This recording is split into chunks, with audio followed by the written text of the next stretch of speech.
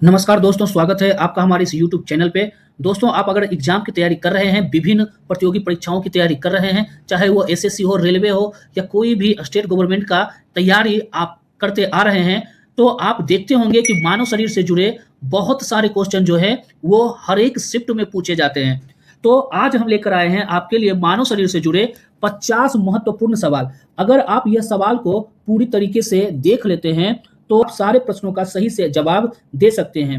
ये टॉपिक जो है अपने आप में बहुत ही ज़्यादा महत्वपूर्ण है, जिसमें कि हर शिफ्ट में आपको एग्ज़ाम में क्वेश्चन देखने को मिलेगा ही मिलेगा। तो बिना किसी देरी के शुरू करते हैं।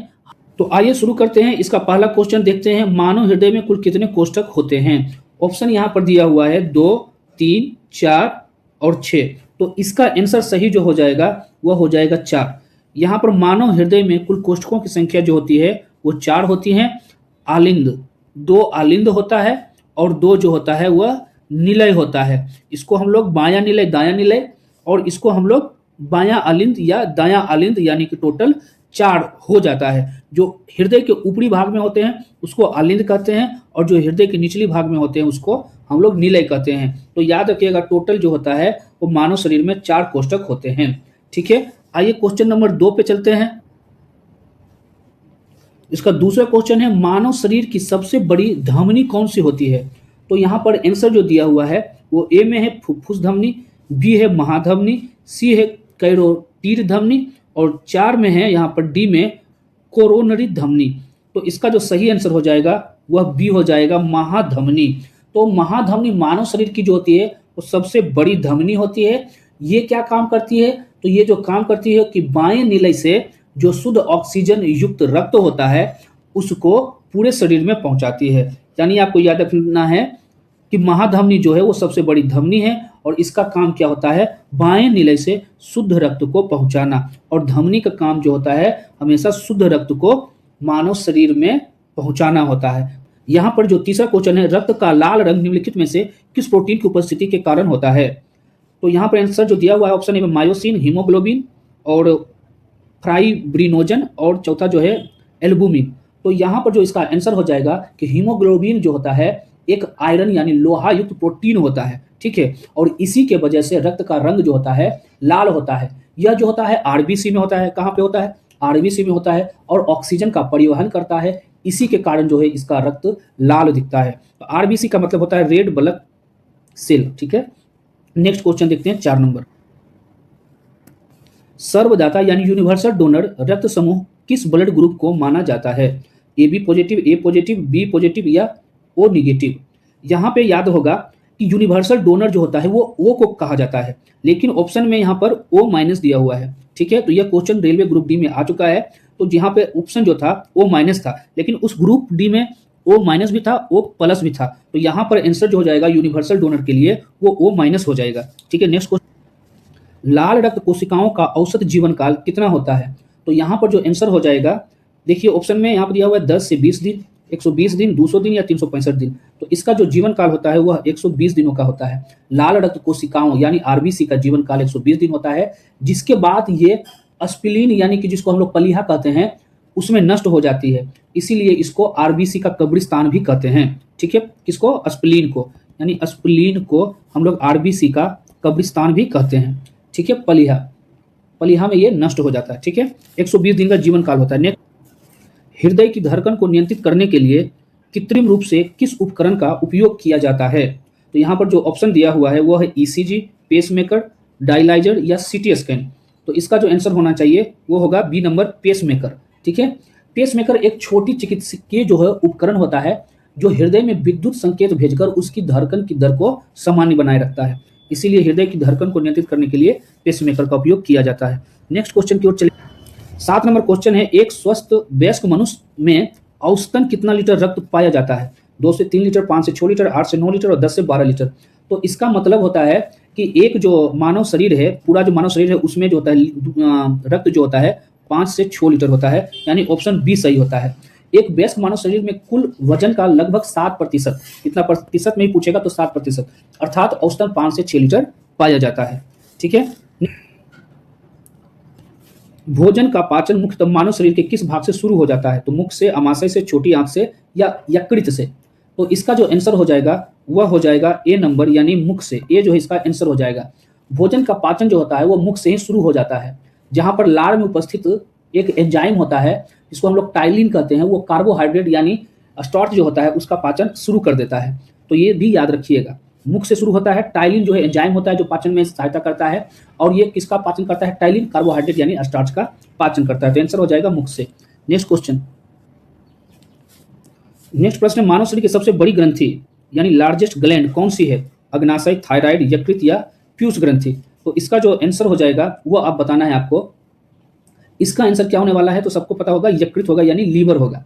यकृत मानव शरीर की सबसे बड़ी ग्रंथि होती है और लगभग इसका वजन जो होता है वो 1.5 केजी होता है, और ये पित्त रस का निर्माण करती है, ठीक है, तथा विषैला जो पदार्थ होता है उसको निष्प्रभावी कर देती है, नष्ट कर देती है। तो ये 1.5 केजी का होता है मानव का लीवर, ठीक है। क्या होता है? मानव का लीवर 1.5 केजी का होता है, और ये पित्त रस का निर्माण करेगी। किसकी? पित्त रस का निर्माण करेगी। नेक्स्ट प्रश्न, नेक्स्ट क्वेश्चन देखते हैं, मानव लार सलाइवा में कौन सा एंजाइम पाया जाता है जो स्टार्च का पाचन में मदद करता है? तो ये क्वेश्चन अभी बताए हैं। इसका आंसर जो होता है क्या है? पेप्सिन, टाइलिन और ट्रिप्सिन और लाइपेज। तो इसका जो आंसर हो जाएगा टाइलिन हो जाएगा। अभी बताए हैं, इसका आंसर हो जाएगा टाइलिन, या इसको हम लोग इमाइलेज भी कहते हैं। क्या कहते हैं? इमाइलेज भी कहते हैं। और तो इसका जो हम लोग बात करेंगे तो सबसे पहले हम लोग लार में जो होता है वो टाइलिन एंजाइम होता है जो क्या करता है? जटिल कार्बोहाइड्रेट को माल्टोज शर्करा में बदल देता है। तो आंसर हो जाएगा इसका टाइलिन अमाइलेज। पचे हुए भोजन का अधिकांश अवशोषण शरीर के किस अंग में होता है? तो सबको पता है इसका आंसर जो होगा वह क्या होने वाला है? यहाँ पर छोटी आंत होने वाला है। भोजन का पूर्ण पाचन एवं पोषक तत्वों, जिसको हम लोग न्यूट्रिएंट्स या न्यूट्रिएंट्स कहते हैं, उसका सर्वाधिक अवशोषण जो होता है छोटी आंत में हो जाता है, यानी स्मॉल इंटेस्टाइन में हो जाता है, ठीक है। किसके द्वारा होता है वहां पर? तो वहां पर होता है विली के द्वारा। किसके द्वारा होता है? विली के द्वारा वहां पर हो जाता है। नेक्स्ट क्वेश्चन, तो इसका आंसर क्या हो जाएगा? छोटी आंत। पित्त रस का निर्माण कहाँ होता है और यह कहाँ सिंचित होता है? तो इसका क्या आंसर होने वाला है? तो यहाँ पर ऑप्शन देखिएगा, यकृत में निर्माण होता है, पित्ताशय में सिंचित होता है, पित्ताशय में निर्माण होता है, यकृत में संचित रहता है, अग्नाशय में निर्माण होता है, अमाशय में संचित होता है, गुर्दे में निर्माण होता है, मूत्राशय में संचित होता है। तो ये तो बिल्कुल भी नहीं होने वाला है ये। तो इसका जो आंसर होता है वह होता है ए नंबर, ठीक है। यकृत में निर्माण होता है और पित्ताशय में संचित होता है, ठीक है, पित्त रस। नेक्स्ट क्वेश्चन हम लोग देखते हैं 13 नंबर, भोजन को अम्लीय बनाने तथा जीवाणुओं को नष्ट करने के लिए अमाशय में कौन सा अम्ल स्रावित होता है? तो इसका आंसर क्या होने वाला है? सल्फ्यूरिक अम्ल, हाइड्रोक्लोरिक अम्ल, नाइट्रिक अम्ल या एसिटिक अम्ल? तो इसका आंसर जो होने वाला है वह होता है ऑप्शन बी, यानी कि हाइड्रोक्लोरिक अम्ल, जिसको हम लोग HCl कहते हैं, ठीक है। इसमें क्या होता है कि अमाशय की जो पैराइटल कोशिकाओं होती है उसके द्वारा HCl का स्रावन होता है, जो भोजन के बैक्टीरिया को मारता है तथा पैप्सिन को सक्रिय कर देता है।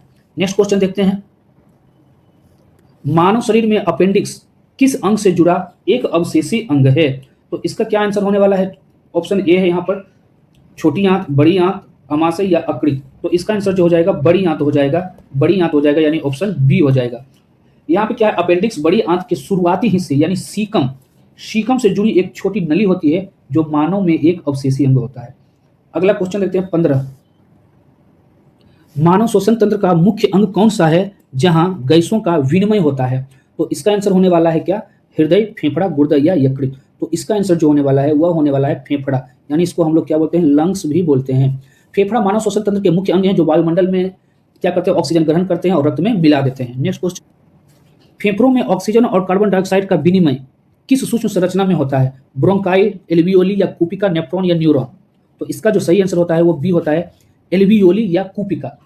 एल्वियोली फेफड़ों के भीतर हवा की छोटी छोटी थैलियां होती है जहां विसरण द्वारा गैसीय विनिमय किया जाता है। नेक्स्ट क्वेश्चन, एक सामान्य स्वस्थ मनुष्य जो है विश्राम अवस्था में प्रति मिनट कितनी बार सांस लेता है? जब कोई मानव जो है विश्राम करता है तो वो प्रति मिनट कितना बार श्वास लेता है? तो इसका सारा ऑप्शन दिया गया है। इसका आंसर होता है 12 से 16 बार। अगर आप विश्राम करते हैं तो 12 से 16 बार लेते हैं, लेकिन दौड़ते हैं तो यह श्वसन ज़्यादा हो जाता है, ठीक है।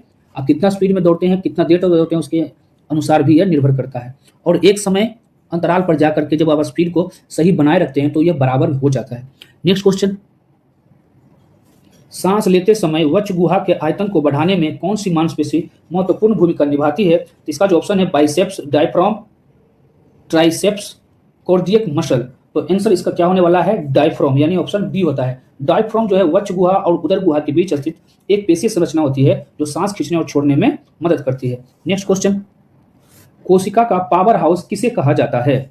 यहाँ पर जो ऑप्शन दिए हुए हैं इसमें कौन से आंसर होंगे? बी, यानी माइटोकॉन्ड्रिया को कोशिका का पावर हाउस कहा जाता है। ये तो सबको मालूम है। अगर इसकी कुछ बात करें तो माइटोकॉन्ड्रिया में कोशिकीय श्वसन जो होता है वो एटीपी के रूप में ऊर्जा का उत्पादन करता है, इसलिए इसे हम लोग कोशिका का ऊर्जाघर या पावर हाउस कहते हैं। ठीक है, नेक्स्ट, एटीपी का मुख्य कार्य क्या होता है?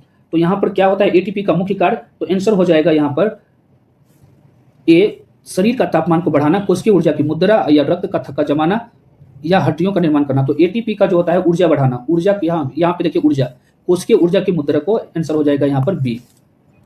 यहाँ पर है मानव मस्तिष्क का सबसे बड़ा और सबसे विकसित भाग कौन सा है? ऑप्शन है अनुमस्तिष्क, प्रमस्तिष्क, मेडुला ऑब्लोंगाटा या हाइपोथैलेमस। तो इसका जो आंसर हो जाएगा वो हो जाएगा प्रमस्तिष्क यानी सेरेब्रम। यहाँ पर प्रमस्तिष्क जो होता है मस्तिष्क का लगभग 2/3 भाग बनाता है, जो सोचने में, याद रखने में, तर्क में या बुद्धिमत्ता का केंद्र होता है। नेक्स्ट क्वेश्चन, शरीर का संतुलन और ऐच्छिक मांसपेशियों के समन्वय का नियंत्रण मस्तिष्क का कौन सा भाग करता है? इसका जो ऑप्शन है सेरेब्रम, सेरेबेलम, थायराइड या स्पाइनल कॉर्ड। तो इसका जो आंसर हो जाएगा ऑप्शन बी, सेरेबेलम। सेरेबेलम यानी अनुमस्तिष्क जो होता है शरीर की मुद्रा को संतुलन करने या चलने फिरने जैसी ऐच्छिक क्रियाओं को ठीक से संचालन करता है। आंसर हो जाएगा बी। नेक्स्ट क्वेश्चन है यहाँ पे, तंत्रिका तंत्र का मूलभूत संरचनात्मक एवं कार्यात्मक इकाई क्या है? नेफ्रॉन, न्यूरॉन, एक्सॉन या साइटोन। तो इसका जो आंसर हो जाएगा यो हो जाएगा न्यूरॉन। याद रखिएगा, इसका जो आंसर हो जाएगा न्यूरॉन हो जाएगा, न्यूरॉन हो जाएगा। ये जो होता है तंत्रिका तंत्र की मूलभूत इकाई होती है, आंसर हो जाएगा इसका न्यूरॉन। न्यूरॉन या तंत्रिका कोशिका मानव शरीर की सबसे लंबी कोशिका होती है, जो तंत्रिका तंत्र का कार्यात्मक इकाई होता है। ठीक है, मानव शरीर के तापमान, भूख, प्यास का नियंत्रण केंद्र मस्तिष्क के किस भाग में होता है? तो इसका जो ऑप्शन है हाइपोथैलेमस, थैलेमस, पोन्स या सेरेब्रम। तो इसका जो सही आंसर हो जाएगा ये हो जाएगा ए नंबर, यानी हाइपोथैलेमस। क्या हो जाएगा? हाइपोथैलेमस। हाइपोथैलेमस जो होता है मस्तिष्क का वह भाग होता है जो शरीर के आंतरिक तापमान, भूख, प्यास या कह सकते हैं कि पिट्यूटरी यानी कि जो पीयूष ग्रंथि होती है उसको नियंत्रित करती है। नेक्स्ट जो क्वेश्चन है वो है प्रतिवर्ती क्रियाओं का नियंत्रण केंद्र कहाँ होता है? तो इसका जो ऑप्शन है मस्तिष्क, मेरुरज्जु, आंखों में या हृदय में। इसका आंसर भी हो जाएगा बी, जिसका की नाम होता है स्पाइनल कॉर्ड यानी मेरुरज्जु। त्वरित अनैच्छिक क्रियाओं या रिफ्लेक्शन एक्शन का नियंत्रण सीधे मेरुरज्जु द्वारा होता है ताकि समय की बचत हो सका। तो यहाँ पे हो जाएगा आंसर इसका बी। दो न्यूरॉन्स के बीच के सूक्ष्म संधीय स्थल को क्या कहा जाता है? Synapse, dendrite, node of Ranvier, myelin sheath. इसका क्या आंसर होने वाला है? तो इसका आंसर होने वाला है ए, यानी कि सिनेप्स कहा जाता है। यानी सिनेप्स वह स्थान होता है जहां दो तंत्रिका कोशिकाएं आपस में मिलती है और रासायनिक संदेशों का आदान प्रदान किया करती है। नेक्स्ट, मानव कपाल में कुल कितनी हड्डियां पाई जाती है? 8, 14, 22 या 33। तो आंसर इसका होने वाला है 8। मानव खोपड़ी के कपाल में कुल 8 चपटी हड्डियां होती है। याद रखिए कैसी होती है? चपटी हड्डियां पाई जाती है जो मस्तिष्क को सुरक्षा प्रदान करती है।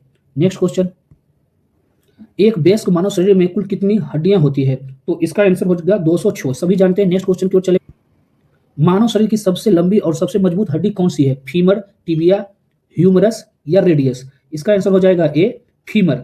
जांघ में स्थित फीमर हड्डी शरीर की सबसे लंबी, भारी और सबसे मजबूत हड्डी होती है। नेक्स्ट क्वेश्चन, मानव शरीर की सबसे छोटी हड्डी शरीर के किस भाग में पाई जाती है?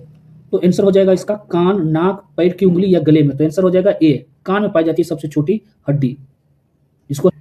नेक्स्ट क्वेश्चन, मांसपेशियों को हड्डियों से जोड़ने वाले ऊतक को क्या कहा जाता है? तो इसका जो ऑप्शन दिया हुआ है वो है टेंडन, लिगामेंट, कार्टिलेज या एरियोलर। इसका क्या आंसर होगा? तो इसका आंसर हो जाएगा कंडरा। इसका आंसर हो जाएगा कंडरा, और इसको हम लोग क्या बोलते हैं?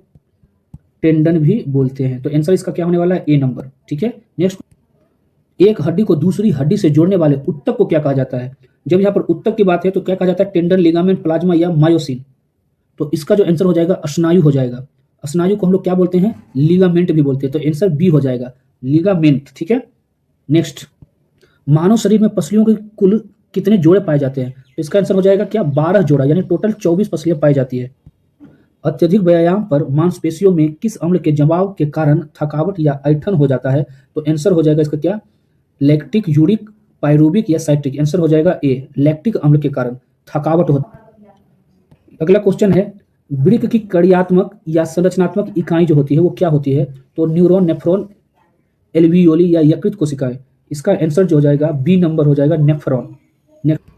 मानव मूत्र का हल्का पीला रंग किस वर्णक की उपस्थिति के कारण होता है? तो आंसर इसका हो जाएगा बी नंबर, यूरोक्रोम। ठीक है, आंसर क्या हो जाएगा? यूरोक्रोम। यहाँ पर हीमोग्लोबिन के टूटने से बनने वाले यूरोक्रोम जो होता है वह स्वस्थ मूत्र जो होता है उसके कारण रंग जो है इसका पीला हो जाता है। गुर्दे में बनने वाली पथरी मुख्य रूप से किस रासायनिक यौगिक की बनी होती है? तो इसका आंसर जो हो जाएगा ए नंबर हो जाएगा कैल्शियम ऑक्जेलेट। गुर्दे की पथरी जो होता है मुख्य रूप से कैल्शियम ऑक्जेलेट के क्रिस्टल जमा होने के कारण बन जाती है। अगला जो क्वेश्चन है, गुर्दे के काम न करने पर रक्त को साफ करने के लिए किस प्रक्रिया का प्रयोग किया जाता है? तो इसका जो ऑप्शन है वो क्या है? यहाँ पर होता है डायलिसिस, इलेक्ट्रोकार्डियोग्राफी, एंडोस्कोपी या बायोप्सी। आंसर हो जाएगा यहाँ पे डायलिसिस। ठीक है, नेक्स्ट अगला जो क्वेश्चन है, मानव शरीर में अमोनिया को यूरिया में बदलने का कार्य कौन सा अंग करता है? तो इसका जो आंसर हो जाता है वो लीवर हो जाता है। ठीक है, यकृत में ऑर्निथिन चक्र जो होता है उसके द्वारा अत्यधिक विषैली अमोनिया को कम विषैली यूरिया में बदल दिया जाता है। वृक्क का बाहरी आवरण क्या कहलाता है? किडनी का बाहरी आवरण जो है कॉर्टेक्स कहलाता है। क्या कहलाता है? कॉर्टेक्स। मानव नेत्र के किस भाग पर वस्तु का वास्तविक एवं उल्टा प्रतिबिंब बनता है? वास्तविक एवं उल्टा प्रतिबिंब बनता है, तो आंसर हो जाएगा रेटिना। ठीक है, नेत्रदान में दाता की आंखों का कौन सा भाग प्रत्यारोपित किया जाता है? तो यहाँ पे क्या होने वाला है? संपूर्ण आंख, कॉर्निया, लेंस या रेटिना? तो इसका जो आंसर हो जाएगा कॉर्निया। क्या हो जाएगा? कॉर्निया का प्रत्यारोपण होता है। यानी कोई जो है आंख दान में देते हैं तो वो कॉर्निया दान में देते हैं, ये याद रखिए। ठीक है, नेक्स्ट आंख में प्रवेश करने वाले प्रकाश की मात्रा को नियंत्रित करने वाला भाग कौन सा होता है? आइरिस, कॉर्निया, स्क्लेरा या ऑप्टिक नर्व? आंसर इसका होने वाला है ए, यानी आइरिस जो है वो प्रकाश की मात्रा को नियंत्रित करता है। निकट दृष्टि दोष को दूर करने के लिए किस प्रकार के लेंस का उपयोग किया जाता है? तो यहाँ पर इसका जो आंसर होने वाला है वह होने वाला है अवतल लेंस। ठीक है, क्या होने वाला है? अवतल लेंस। निकट दृष्टि है तो 4 अक्षर वाला होता है, यानी अवतल लेंस।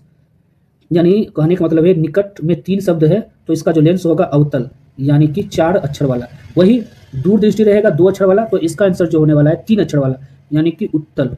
ठीक है, ऐसे याद रख लीजिए। नेक्स्ट कान की कौन सी संरचना सुनने के साथ साथ शरीर का संतुलन बनाए रखने में मदद करती है? तो इसका आंसर क्या हो जाएगा? कर्णपल्लव है, अर्धवृत्ताकार नलिकाएं हैं और है टॉम्पेनिक मेम्ब्रेन है या मेलियस है? तो आंसर इसका हो जाएगा बी, अर्धवृत्ताकार नलिकाएं। यानी आंतरिक कान में स्थित अर्धवृत्ताकार नलिकाएं जो है शरीर की स्थिति और संतुलन को बनाए रखती है। नेक्स्ट क्वेश्चन हो जाएगा, मानव शरीर की किस ग्रंथि को मास्टर ग्रंथि कहा जाता है? थायराइड, पीयूष, एड्रिनल या अग्नाशय? आंसर हो जाएगा बी, पीयूष ग्रंथि। इंसुलिन हार्मोन का स्राव शरीर के किस अंग द्वारा होता है जो शर्करा नियंत्रण करता है? ऑप्शन है इसका अग्नाशय, यकृत, पीयूष ग्रंथि या फिर थाइमस ग्रंथि। इसका आंसर हो जाएगा अग्नाशय यानी पैंक्रियाज। ठीक है, नेक्स्ट थायराइड ग्रंथि के संचालन के लिए कौन सा खनिज आवश्यक है? Iron, iodine, calcium, potassium? Answer हो जाएगा बी, आयोडीन। आयोडीन की कमी के कारण घेंघा रोग होता है। नेक्स्ट जो होता है आपातकालीन हार्मोन किसे कहा जाता है? यहाँ पर ऑप्शन है एड्रिनलिन, इंसुलिन, थायरोक्सिन या एस्ट्रोजन। तो आंसर हो जाएगा यहाँ पर एड्रिनलिन, यानी ए नंबर यहाँ पर सही हो जाएगा। इसको आपातकालीन हार्मोन कहा जाता है। नेक्स्ट और आज का लास्ट जो प्रश्न है वो है, एक स्वस्थ मानव शरीर का सामान्य तापमान कितना होता है? तो कितना होता है? तो आंसर इसका क्या होने वाला है? 37 डिग्री सेल्सियस तथा 98.6 डिग्री फ़ारेनहाइट। ऑप्शन यहाँ पर सेल्सियस में रहता है तो आपको आंसर देना है 37 डिग्री सेल्सियस होता है, और अगर फ़ारेनहाइट में रहता है तो 98.6 लिखना है। ठीक है, यही होता है इसका मानव शरीर का सामान्य तापमान। ठीक है, अब क्या है कि यहाँ पे टोटल जो है 50 प्रश्न आपके मानव शरीर के अंग के पूरे हो चुके हैं। ये 50 क्वेश्चन में से सारे के सारे प्रश्न जो है आपको देखने को मिलेंगे आपके एग्जाम के स्क्रिप्ट में। आपको ये पूरा वीडियो पसंद आया तो लाइक कर दीजिए, और अगर आपको ऐसा वीडियो और भी चाहिए तो कमेंट में लिखिए। मैं हर एक टॉपिक का मोस्ट 50 महत्वपूर्ण प्रश्न जो है आपके लिए लेकर आऊँगा जो कि एग्जाम में पूछे जाते हैं। अगर यहाँ पे 500 लाइक आ जाता है इस वीडियो में तो मैं इसका अगला जो मोस्ट वैल्यूएबल टॉपिक होता है एग्जाम के दृष्टिकोण से, और जिसमें से सारे क्वेश्चन जो है मिलने के संभावना होते हैं, तो वैसे क्वेश्चन लेकर के नेक्स्ट वीडियो में आ जाऊँगा। तब तक के लिए धन्यवाद।